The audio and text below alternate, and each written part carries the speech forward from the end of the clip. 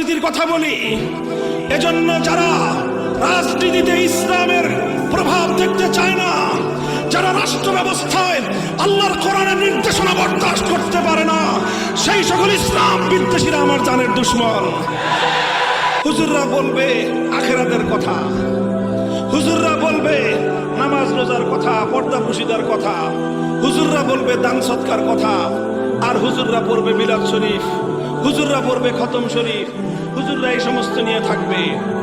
হুজুররা কেন রাষ্ট্র রাজনীতি নিয়ে কথা বলে? এটা আজ আমার সমাজের অন্যতম একটা জাহিলিয়াত। এই জাহিলিয়াতকে বাংলার মাটি থেকে উপড়ে ফেলতে হবে। যারা ইসলামী রাজনীতির উপর আঘাত করতে আসবে, সে হাত ভেঙে গড়িয়ে দিতে হবে, সে হাত ভেঙে গড়িয়ে দিতে হবে।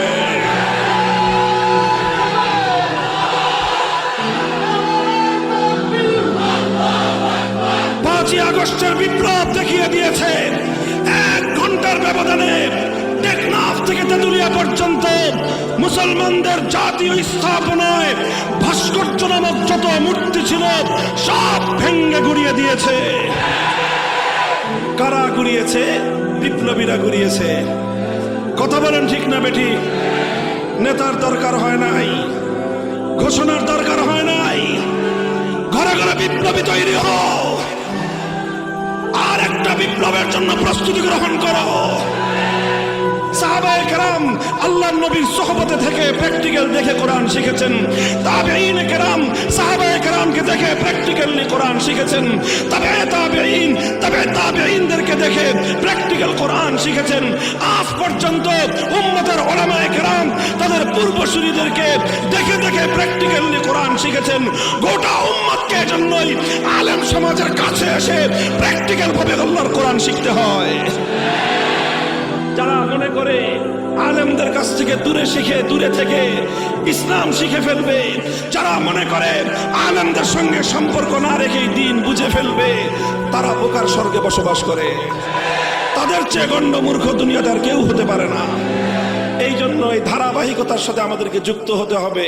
কথা বলেন ঠিক না বেঠিক? তালিমে হিকমতের জন্য আমার নবী প্রতিটি বিষয়ে ইসলামের বিধানকে প্র্যাকটিক্যাল বাস্তবায়ন করার জন্য আল্লাহর নবী উদ্যোগ গ্রহণ করেছেন। এটা শুধু নামাজের কথা বললাম, যাকাতের কথা বললাম, হজের কথা বললাম, জিহাদের কথা বললাম, শুধু এই সকল বিষয় নয়, অন্যান্য গুরুত্বপূর্ণ বিধিবিধান, হুদুদ এবং কিসাস, দণ্ডবিধি বাস্তবায়নের ক্ষেত্রে কিভাবে সেটার অ্যাপ্লিকেশন করতে হবে, কিভাবে সেটা বাস্তবায়ন করতে হবে, আল্লাহর নবী সেটা দেখিয়ে দিয়েছেন। বুখারী শরীফের হাদিস থেকে শুধু একটা উদ্ধৃতি দিয়ে আমি আপনাদের সম্মুখে, আল্লাহর নবী যেদিন মক্কা বিজয় করলেন, মক্কা বিজয়ের দিন পবিত্র মক্কা নগরীতে একটা অপরাধ সংঘটিত হলো। কি অপরাধ? চুরি হলো, চুরি। এবং চোর ধরা পড়ে গেল যে চুরি করেছে। এবং চোর সাধারণ কোনো মানুষ না, একজন মহিলা মানুষ, এবং অত্যন্ত সম্ভ্রান্ত বংশের মহিলা মানুষ। নাম হলো তার ফাতেমা, বংশ হলো তার বনু মখজুম, এজন্য তাকে বলা হয় ফাতেমায়ে মখজুমিয়া। বনু মখজুম গোত্রের পরিচয় শুনলে আপনাদের হৃদয় কেঁপে উঠবে। বনু মখজুম হলো সেই গোত্র যেই গোত্রে আল্লাহর নবীর দাদি জন্ম নিয়েছিলেন, যেটা ছিল আল্লাহর নবীর বাপ চাচাদের মামুর গোষ্ঠী, অর্থাৎ আল্লাহর নবীর একেবারেই ঘনিষ্ঠ রক্তের সম্পর্কের বংশ হলো বনু মখজুম। ওয়া ইন্না সিনামাল মাজদি মিন আলি হিশামিন বনু বিনতি মখজুমিন ওয়া ওয়ালিদুকাল আব্দু। কুরাইশ বংশের মধ্যে শীর্ষ সম্মানিত সম্ভ্রান্ত একটা পরিবার ছিল বনু মখজুম পরিবার। সেই বনু মখজুম পরিবারের একটা মেয়ে যে কোনো কারণে চুরি করে ফেললো, ধরা পড়ে গেল। এখন ফাফাজিআ কওমুহা ইলা উসামা ইবনে যায়েদ, তার গোত্র তারা দুশ্চিন্তায় পড়ে গেল যে এখন যদি মক্কায় আল্লাহর কোরআনের বিধান বাস্তবায়ন হবে, আর এই মেয়েটার হাত কাটা যাবে, হাত কাটা যাবে একটা মেয়ের, আর নাক কাটা যাবে গোটা বংশের মানুষ। বনু মখজুমের মতো সম্ভ্রান্ত পরিবারের দিকে বাঁকা চোখে তাকাবে, বলবে এদের মেয়েরা চুরি করে। এই জন্য গোটা বংশ তারা দুশ্চিন্তায় পড়ে গেল, কি করা যায়? তখন তারা উপায় খুঁজে বের করলো, যারে এটা তো আল্লাহর নবীর আত্মীয়তার বিষয়, এটা তো নবীজির ব্লাড কানেকশনের বিষয়, এটা নিয়ে আমাদের এত টেনশনের কি আছে? আমরা নবীজির কাছে এই বিষয়টা জানায় দেই যে বিষয়টা কিন্তু হুজুর আপনার প্রেস্টিজ ইস্যু। পুরা জাতি আসলো উসামা ইবনে যায়েদের কাছে। উসামা ইবনে যায়েদ সম্পর্কে আল্লাহর নবীর যে পালক পুত্র যায়েদ ইবনে হারিসার ছেলে উসামা নবীজির নাতি হয় এবং আল্লাহর নবীর অত্যন্ত প্রিয় পাত্র। এজন্য উসামার উপাধি ছিল হিব্বু রাসূলিল্লাহ, অর্থাৎ রাসূলুল্লাহর প্রিয় পাত্র। তার জাতি এসে উসামাকে বলল যে উসামা, বিষয়টা কিন্তু এরকম, তুমি তোমার দাদার কাছে বলে দিও যেন কোনোভাবেই এই মেয়েটার হাতটা না কাটা যায়। এই মেয়ের হাত কাটা গেলে কিন্তু বংশের মান সম্মান সব ধ্বংস হয়ে যাবে, ধুলোয় মিশে যাবে। উসামা বলল, ঠিক আছে, আপনারা চিন্তা করেন না, আমি দাদাকে বলে দেব, কোনো সমস্যা হবে না। উসামা ইবনে যায়েদ অল্প বয়স্ক বালক ছেলে, তিনি আসলেন আল্লাহর নবীজির কাছে। এসে বললেন, দাদাজি, এরকম একটা ঘটনা, একটা কেস তো ঘটছে, বিষয়টা আপনার কাছে আসবে, এই জন্য আপনার ইনফরমেশনের জন্য আমি বলতেছি। মেয়েটার নাম কিন্তু ফাতেমা, আর সে কিন্তু আপনার দাদির গোষ্ঠীর মেয়ে, কাজে কি করতে হবে আপনি একটু ম্যানেজ করে নিয়েন। স্বাভাবিকভাবে বলছেন। এই কথা বলার পরে আল্লাহর নবীর প্রতিক্রিয়া কি ছিল? বুখারীর হাদিস, ফাতালাওয়ানা ওয়াজহু রাসূলিল্লাহি সাল্লাল্লাহু আলাইহি ওয়াসাল্লাম। এই কথাটা শোনার সঙ্গে সঙ্গে আল্লাহর নবীর চেহারার রং বদলে গেল। আল্লাহর নবী যখন রাগান্বিত হতেন, আল্লাহর নবীর চেহারার রং লাল বর্ণ ধারণ করত। ফাকান্নামা ফুকিয়া ফি ওয়াজনাতাইহি হাব্বুর রুম্মান, মনে হতো আমার নবীজির চেহারার মধ্যে বেদানার রস ছিটিয়ে দেওয়া হয়েছে। নবীজির কপালের মধ্যখানে একটা রগ ছিল, সেই রগটা ফুলে উঠতো, দরদর করে কাঁপতে থাকতো। সমস্ত লক্ষণ প্রকাশ পেল। উসামা ভয় পেয়ে গেলেন আল্লাহর নবীকে দেখে। নবীজি ধমক দিলেন উসামাকে, আতাশফাউ ফি হাদ্দিন মিন হুদুদিল্লাহ। উসামা, তোমার কত বড় দুঃসাহস! এখন আল্লাহর কোরআনের বিধান বাস্তবায়ন হবে, সেই বিধান বাস্তবায়ন ঠেকানোর জন্য তুমি তদবির করতে এসেছো আমার কাছে। খবরদার, হুঁশিয়ার করে দেই, ভবিষ্যতে আর কোনোদিন যেন তোমাকে আমি এইরকম কোন বিধানের ক্ষেত্রে অন্তরায় তৈরি করার কাজে দেখতে না পাই। এরপর আল্লাহর নবী বুঝতে পারলেন একা উসামাকে ধমকায় তো লাভ নাই, কারণ বিষয়টা তো উসামার একার নয়। উসামা ছোট মানুষ, সে গভীরতা বুঝতে পারে নাই দেখে আমি তাকে ভালোবাসি, সে আমার কাছে চলে আসছে। কিন্তু উসামা তো আসলে নিজে আসে নাই, তাকে তো পাঠানো হয়েছে। আর এই উসামাকে পাঠানোর পিছনে জড়িত আছে আমার নিজের সম্প্রদায়, কুরাইশ সম্প্রদায়, আমার দাদির পরিবার, বনু মাখজুম গোত্র, তারা এটার সঙ্গে জড়িত আছে। সুতরাং শুধু উসামাকে ধমক দিলে চলবে না, এটা একটা জাহেলিয়াত, এটা একটা বর্বরতা। এই মক্কার মানুষের মধ্যে, আরবের মানুষের মধ্যে শত শত বছর ধরে এই জাহেলিয়াত তাদের গোড়ার মধ্যে, শেকড়ের মধ্যে গ্রথিত হয়েছে। এখন এই জাহেলিয়াতকে শেকড় শুদ্ধ উপরে ফেলতে হবে। আল্লাহর নবী ঘোষণা দিলেন, আমি ভাষণ দেব।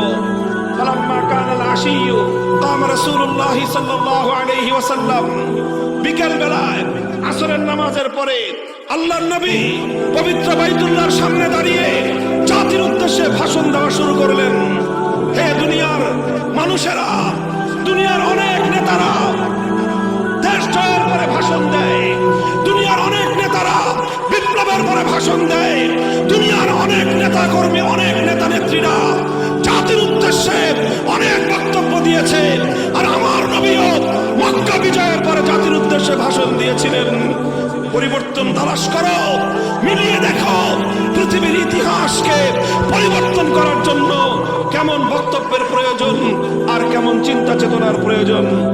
আল্লাহর নবী বললেন, হে আমার কওম, হে আমার জাতি, শুনে রাখো, ইন্নামা হালাকা মান কানা ক্বাবলাকুম ইযা সারাকা ফীহিমুদ দাঈফ আকামু আলাইহিল হদ ওয়া ইযা সারাকা ফীহিমুশ শরীফ তারাকুহু। তোমাদের পূর্ববর্তী জাতিগুলোকে আল্লাহ ধ্বংস করে দিয়েছেন। কি ছিল তাদের অপরাধ? কোন কারণে তাদেরকে ধ্বংস করা হয়েছে? নবীজি বললেন, তাদেরকে ধ্বংস করার কারণ হলো এই, যখন তাদের মধ্যে কোন সম্ভ্রান্ত মানুষ, কোন প্রভাবশালী মানুষ, কোন ক্ষমতাবান মানুষ যখন অপরাধ করত, যখন কোন শিল্পপতি, কোন বড় ধরনের ক্ষমতাবান মন্ত্রী, এমপি, মন্ত্রীর দুলাভাই, এমপির খালু, চেয়ারম্যানের শালা, এই জাতীয় মানুষ যখন অপরাধ করত, যখন টাকা পয়সাওয়ালা শিল্পপতি মানুষ যখন কোনো অপরাধ করত, তখন তাদের উপর কোনো আইনের শাসন প্রয়োগ করা হতো না, সিস্টেম করে তাদেরকে বাঁচিয়ে দেওয়া হতো, তাদেরকে মুক্তি দেওয়া হতো। ওয়াইদা সারাকা ফীহিমুদ দাঈফ, আর ওই একই অপরাধ যখন কোনো দুর্বল করত, কোনো গরিব মানুষ, কোনো মেহনতি মানুষ, কোনো রিক্সাওয়ালা, কোনো ঠেলাগাড়িওয়ালা, কোনো নৌকার মাঝি, কোনো কৃষক, কোনো শ্রমিক, কোনো মজদুর, রাস্তার টোকাই, দরিদ্র মানুষ যখন সেই একই অপরাধ করত, এবার গোটা রাষ্ট্রযন্ত্র মিলে আইনের শাসন 100 ভাগের জায়গায় 200 ভাগ কায়েম করত। আইনের শাসন শুধু দুর্বলের উপর কায়েম করা হয়। বিচার করা হয় কাদের? অনেক টাকা দিয়ে যারা বড় বড় ব্যারিস্টার কিনতে পারবে না তাদের বিচার হয়। আর যারা অনেক টাকা খরচ করতে পারবে, অনেক বড় ব্যারিস্টার, অনেক বড় অ্যাডভোকেট কিনতে পারবে, অধিকাংশ ক্ষেত্রে আইনের ফাঁকফোকর দিয়ে তারা বেঁচে যাবে। এটাই হলো ব্যবস্থাপনা। আল্লাহ নবী বললেন, একই অপরাধ করে বড় লোকের বিচার হয় না, গরিবের বিচার হয়। একই অপরাধ করার পরে ক্ষমতাবানের বিচার হয় না, দুর্বলের বিচার হয়। একই অপরাধ করার পরে সরকারি দলের বিচার হয় না, বিরোধী দলের বিচার হয়। যখন কোন কওমের মধ্যে এইরকম বৈষম্য তৈরি হয়, আমার আল্লাহ এই বৈষম্যকে সবচেয়ে বেশি অপছন্দ করেন। যেই জাতির মধ্যে বিচারের ক্ষেত্রে বৈষম্য তৈরি হয়, আমার আল্লাহ সে জাতিকে সামনে ধ্বংস করে দেন।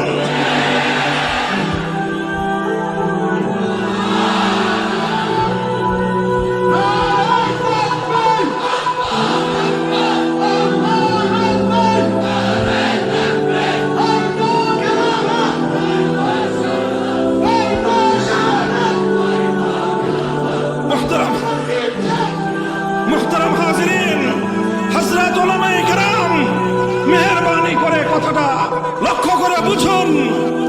এই যে সমাজ থেকে বৈষম্য দূর করা, সমাজ থেকে বৈষম্য দূর করা, ধনী গরিবের জন্য বিচারের ক্ষেত্রে পার্থক্য দূর করা, সকলের জন্য গোটা সমাজ ব্যবস্থায় ইনসাফ এবং আদল কায়েম করা, এটা শুধুমাত্র বৈষম্য বিরোধী ছাত্র নেতৃবৃন্দের দায়িত্ব না, এটা সর্বপ্রথম তাদের দায়িত্ব যারা আল্লাহর জমিনে আল্লাহর পয়গম্বরদের উত্তরসূরি হিসেবে নিজেদেরকে পরিচয় দেয়। এটা সর্বপ্রথম জমিনে আম্বিয়ায়ে কেরামে দায়িত্ব পালন করেছেন। সমাজ থেকে সকল বৈষম্য, সকল অবিচার, সমস্ত বেইনসাফি দূর করতে না পারলে এটার সবচেয়ে বড় রেসপন্সিবল, সবচেয়ে বড় দায় আলেম সমাজের। মুহতারাম হাজিরিন, ইনসাফ, আদল সাধারণ মামুলি কোনো জিনিস না, এটা সাধারণ কোনো বিষয় না, এটা অনেক বড় বিষয়। আল্লাহর কোরআনের তেলাওয়াত করুন, সূরাতুল হাদীদ পড়ুন। লাকাদ আরসালনা রুসুলানা বিল বায়িনাত ওয়া আনজালনা মাআহুমুল কিতাবা ওয়াল মিজান লিয়াকুমান নাসু বিল কিসত। আল্লাহ বলছেন, আমি রুসুলানা বিল বায়িনাতি ওয়াল হুদা, আমার সমস্ত রাসূলদেরকে পাঠিয়েছি মুজিজা দিয়ে, দলিল দিয়ে। ওয়া আনজালনাল কিতাব, আমি কোরআন নাজিল করেছি, কিতাব নাজিল করেছি, নবীদেরকে কিতাব দিয়েছি। কেন? লিয়াকুমান নাসু বিল কিসতি, যেন দুনিয়াতে ইনসাফ কায়েম হয়, দুনিয়াতে যেন ইনসাফ কায়েম হয়। এজন্যই আমি বলি, এই বেইনসাফির বিরুদ্ধে লড়াই করা, জুলুমের বিরুদ্ধে লড়াই করা, অন্যায় অবিচারের বিরুদ্ধে লড়াই করা, বৈষম্যের বিরুদ্ধে লড়াই করা সর্বপ্রথম মাদ্রাসার আলেম এবং ছাত্রদের জিম্মেদারি।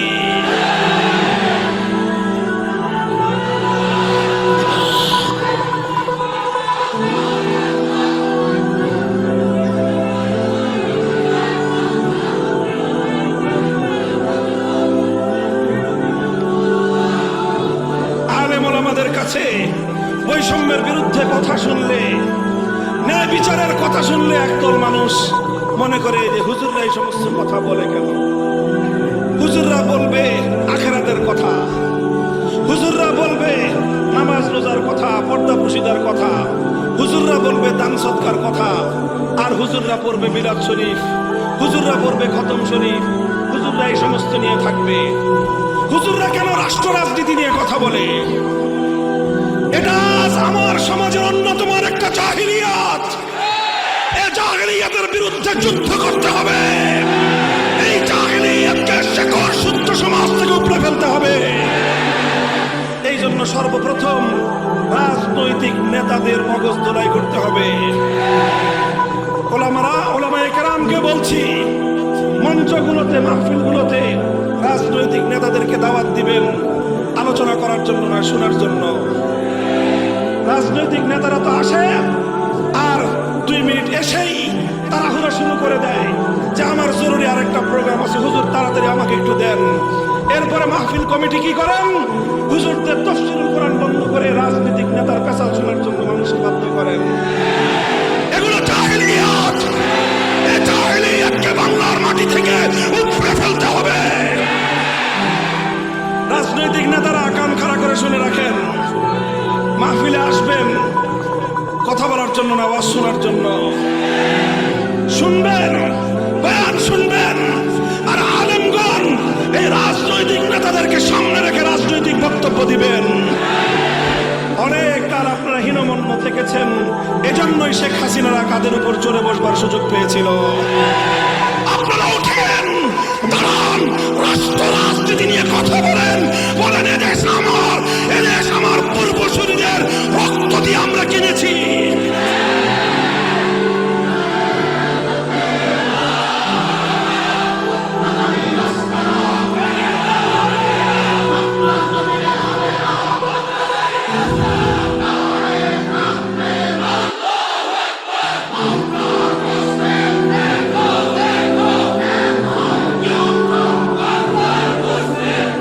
এটা খুব জরুরি কথা।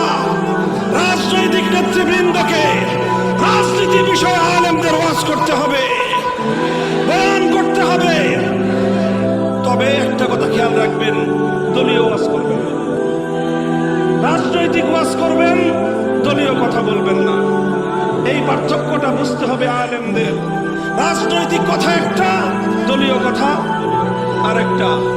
আমি সারা দেশে কথা বলি, আলহামদুলিল্লাহ। আমার একটা বিষয় আপনি লক্ষ্য করবেন, আমি দলের ক্যানভাস মাহফিল থেকে করি না, আমি রাজনীতির কথা বলি। এজন্য যারা রাজনীতিতে ইসলামের প্রভাব দেখতে চায় না, যারা রাষ্ট্র ব্যবস্থায় আল্লাহর কোরআনের নির্দেশনা বরদাস্ত করতে পারে না, সেই সকল ইসলাম বিদ্বেষীরা আমার জানের দুশমন। তারা আমার বিরুদ্ধে সংসদে দাঁড়িয়ে কথা বলে, ওরা গোটা রাষ্ট্রযন্ত্রকে আমার বিরুদ্ধে জ্বালিয়ে দেয়। ওরা আমাদের কণ্ঠ স্তব্ধ করার জন্য বছরের পর বছর আমাদেরকে কারারুদ্ধ করে রাখে। আর মনে করে আমাদের কণ্ঠ স্তব্ধ করে দিতে পারলে রাষ্ট্র ব্যবস্থা থেকে ইসলামকে চিরতরে নির্বাসনে পাঠানো সম্ভব হবে। ওরা জানে না যে ওলামায়ে কেরাম জীবন দিতে পারে আল্লাহর কোরআনের সপক্ষে। আল্লাহর কোরআনের প্রশ্নে আপোষ করতে জানে না, আপোষ করতে জানে না।